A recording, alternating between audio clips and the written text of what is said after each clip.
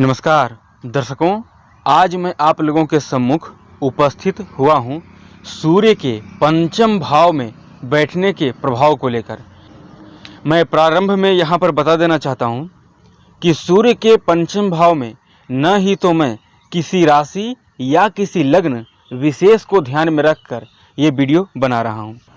सामान्यतः किसी भी ग्रह के दो फल होते हैं, चाहे तो वो ग्रह किसी भी भाव में बैठेगा तो शुभ फल करेगा, या फिर वो ग्रह किसी भी भाव में बैठा है अशुभ फल करेगा। सूर्य एक अग्नि तत्व का ग्रह है। जन्म कुंडली का जो पंचम भाव है ये हमारे पेट का भाव है। स्त्रियों की कुंडली के लिए ये गर्भाशय का भाव है। शिक्षा, विद्या, बुद्धि, संतान का भाव है। इस भाव में यदि सूर्य उच्च राशि का, मूल त्रिकोण का, स्वराशि का, मित्र राशि का शुभ ग्रहों से दृष्ट या युत होकर बैठेगा तो जातक परम ज्ञानी होगा। जातक की बुद्धि अत्यंत तीक्ष्ण और तीव्र होगी। सामान्य जो लोग होते हैं उनकी अपेक्षा बहुत शीघ्र किसी भी प्रश्न, किसी भी समस्या का हल शीघ्र निकाल लेगा। यदि साथ में बृहस्पति बैठ जाए या कहीं से केवल इस सूर्य पर बृहस्पति की दृष्टि हो, तब जातक को प्रथम लगातार जो दो संतान हैं वो पुत्र संतान होते हैं। जातक के संतान आज्ञाकारी, संस्कारी, विद्वान, ज्ञानी और सरकारी क्षेत्र में किसी न किसी पद पर कार्यरत होते हैं। जातक के जीवन में मान, सम्मान, यश, प्रतिष्ठा की कभी जीवन में कमी होती ही नहीं है। यदि ये स्थिति मौजूद है तो जातक के जीवन में पेट से संबंधित कोई समस्या जल्द उसे नहीं होती है। अब ठीक इसके विपरीत यदि सूर्य पंचम भाव में नीच राशि का, मृत, पाप ग्रहों से दृष्ट या युक्त, निर्बल, पीड़ित सूर्य बैठे तो क्या फल करेगा? तो उस स्थिति में यहाँ पर सूर्य बैठा है और सूर्य बैठा है तो यहाँ पर राहु, केतु या शनि के साथ बैठा हो या उनकी दृष्टि में हो तो आप ये मान लीजिए कि प्रथम गर्भ नष्ट जरूर होंगे।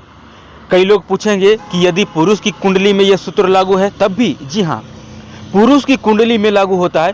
फिर भी प्रथम तो ये कारण रहेगा कि उस पुरुष को थोड़े से मसालेदार सब्जी का सेवन कर लेने से, थोड़े सा कुछ ऐसे भोज्य पदार्थ जिसमें थोड़ा तेल का मात्रा, तैलीय पदार्थ खा लेने से जातक को पेट में जलन की शिकायत आ जाएगी।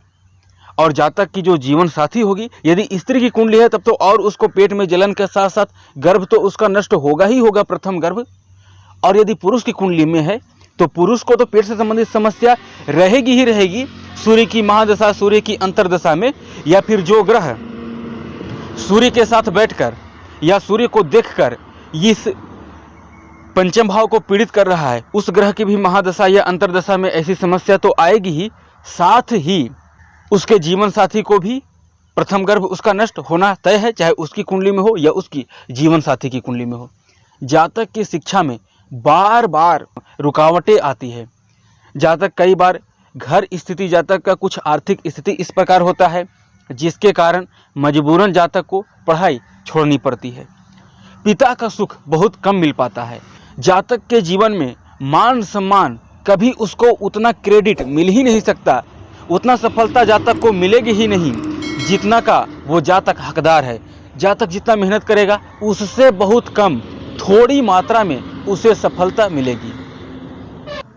यदि सूर्य पंचम भाव में पूर्ण रूपेण पीड़ित हो, नवांश में भी नीच का हो, यानी कहने का तात्पर्य है कि सूर्य पर कहीं से भी शुभ ग्रह की दृष्टि न हो, खुद भी नीच का हो, नवांश में भी नीच का हो, बिंबसोपक में भी बल ना हो इसके पास, सूक्ष्म कुंडलियों में भी इसके पास अच्छी बल न हो, यानी पूर्ण रूपेण बहुत ज़्यादा पाप पीड़ित होकर बैठ जाए तो जातक को माइग्रेन की समस्या, हड्डियों की समस्या और कई बार मृत वत्स्या योग देखा गया है। मृत वत्स्या योग जिसमें आप लोगों ने सुना भी होगा, पुत्र अथवा पुत्री जो भी संतति का जन्म होता है वो मरी हुई होती है।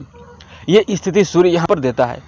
शुभ करेगा तब भी उतना ही शुभ करेगा और यदि अशुभ करेगा तब भी उतना ही अशुभ करेगा। अब कितना शुभ करेगा, कितना अशुभ करेगा, ये किसी की भी जन्म कुंडली को देख करके ही पता लगाया जा सकता है। ये एक सामान्य फलादेश है।